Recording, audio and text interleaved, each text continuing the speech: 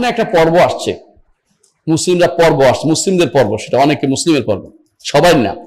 আমাদের নিকট এরকম পর্ব আসলে নেই, আপনাদের নিকট এরকম একটা পর্ব আসছে সামনে। এটাকে আমরা আপনার নাম দিয়ে থাকেন মিলাদুন্নবী। মিলাদুন্নবী এটা কি ইমানের জিনিস না আমলের জিনিস? দুইটাই আপনি মনে করতে পারেন। কেউ বলে ইমান না, এটা না করলে তো সে সর্ব ঈদের সেরা ঈদ, কেউ কেউ বলে থাকে। হ্যাঁ, আবার কেউ কেউ বলে আমল এটা করতেই হবে। কেউ বলে থাকে এটার জন্য সবর করে, কেউ টাকা পয়সাও ব্যয় করে এটার জন্য, টাকা পয়সা ব্যয় করলে নাকি অনেক সওয়াব হয়।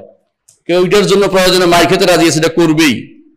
এই জাতীয় কাজগুলো যে আপনি করছেন, আপনি একটু চিন্তা করেন তো, এটা কি মুহাম্মদ রাসূলুল্লাহ সাল্লাল্লাহু আলাইহি ওয়াসাল্লাম করেছেন? তার সাহাবীরা করেছেন?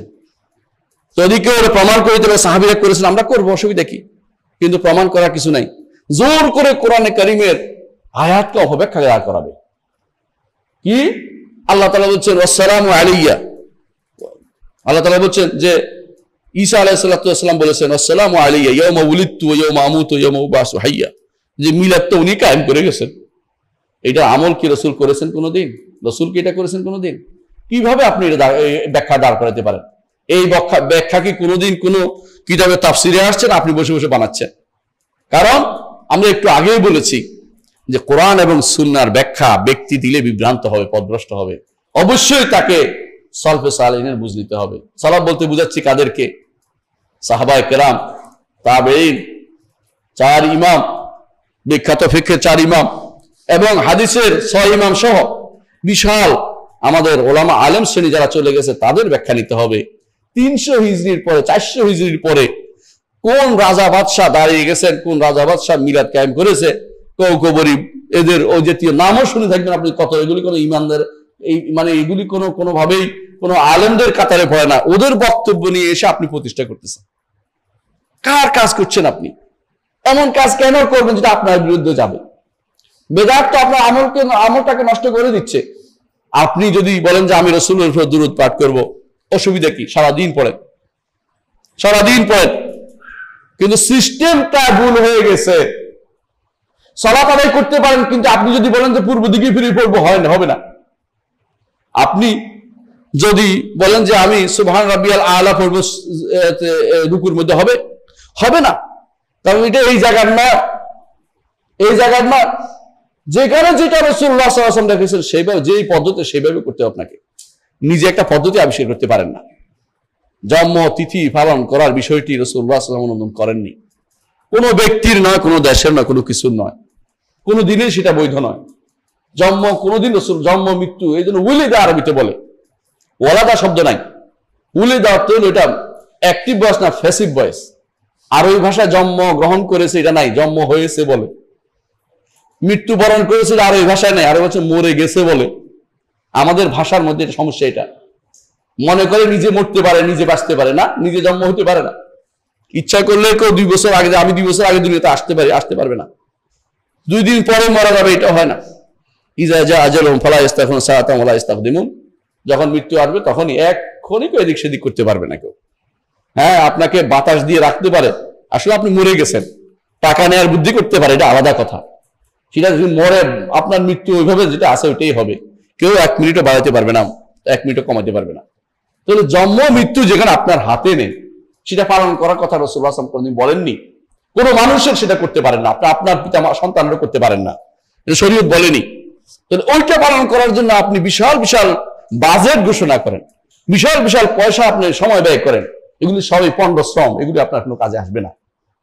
এগুলি হবে ওয়াকাদিমনা ইলা মা আমিলু মিন আমালিন ফাজআলনাহু হাবাআম মানসুরা, এগুলি সেদিন আপনি বিক্ষিপ্ত ধুলিকানা হয়ে যাবে। আর কি হবে? আমিলাতুন নাসিবা, আপনি কাজ করেছেন, পিঠ বাঁকা হয়ে গেছে, কিন্তু এগুলি কাজে লাগছে না। পিঠ কাঁপা করছেন, অনেকক্ষণ দাঁড়িয়ে দাঁড়িয়ে বিশাল বিশাল লম্বা লম্বা মিলাদের টানছেন। হ্যাঁ, এমনকি যে সমস্ত কথা বলেছেন এগুলি শিরকি কথাবার্তা বলেছেন, কি বলছেন যে মুহাম্মদ না হলে সাল্লাল্লাহু আলাইহি সাল্লাম, যে আসমান জমিন এগুলি কিছুই হইতো না। হ্যাঁ, এগুলি তো বলে জুহুরে নূর আহমদ সে হুয়া কাউনো মকান ফায়দা,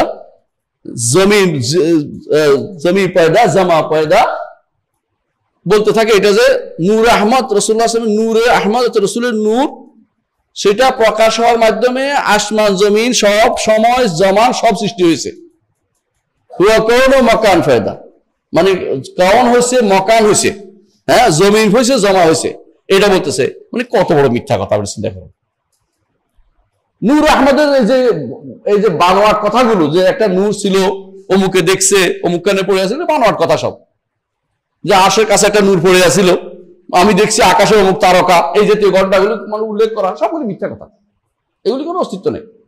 রাসূলুল্লাহ সাল্লাল্লাহু আলাইহি ওয়াসাল্লাম তিনি নবী হবেন এটা লেখা ছিল আগেই, কিন্তু তিনি দুনিয়াতে আসছেন অবশ্যই 570 খ্রিস্টাব্দে তিনি আসছেন। রাসূলুল্লাহ সাল্লাল্লাহু আলাইহি ওয়াসাল্লাম আসছে, এর আগে তার অস্তিত্ব ছিল না। তাকে জিজ্ঞাসা করেছে আপনার প্রথম কি? তিনি বলেছেন আমি ইব্রাহিম আলাইহিস সালামের দোয়া এবং আমার ভাই ঈসার সুসংবাদ, আমার মায়ের স্বপ্ন। তিনি বলে দিয়েছেন তিনটা জিনিস। আর আপনি বলেন যে না, ওইটা ছিল, ওইটা ছিল, ওইটা ছিল। আপনি কোত্থেকে পাইলেন? বানিয়ে বানিয়ে কথা যখন আপনি বলবেন তখন মিথ্যা কথা বলা হবে। আল্লাহ তার রাসূলুল্লাহ মিথ্যা কথা বলা সবচেয়ে বড় গুনাহ। ও আনতাকুলু আলাল্লাহি মা লা তা'লামুন। শিরকের পরে বড় মিথ্যা কথা হচ্ছে এটা, বড় গুনার কাজ হচ্ছে এটা, আল্লাহ তাআলা রাসূলুল্লাহ মিথ্যা কথা বলা, বানিয়ে কথা বলা। আপনাকে জানতে হবে কোনটা শুদ্ধ কোনটা অশুদ্ধ জানতে হবে। এই জাতীয় মিলাদ আমরা না করি ভাই। এই মিলাদের কোনো অনুষ্ঠান করা যাবে না।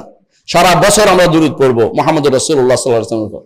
যে ব্যক্তি হাদিস পড়ে সবচেয়ে বেশি দুরূদ পাঠ করে, কারণ ক্বালা রাসূলুল্লাহ সাল্লাল্লাহু আলাইহি ওয়াসাল্লাম তাকে বলতেই হচ্ছে, সাল্লাল্লাহু আলাইহি ওয়াসাল্লাম তাকে বলতেই হচ্ছে।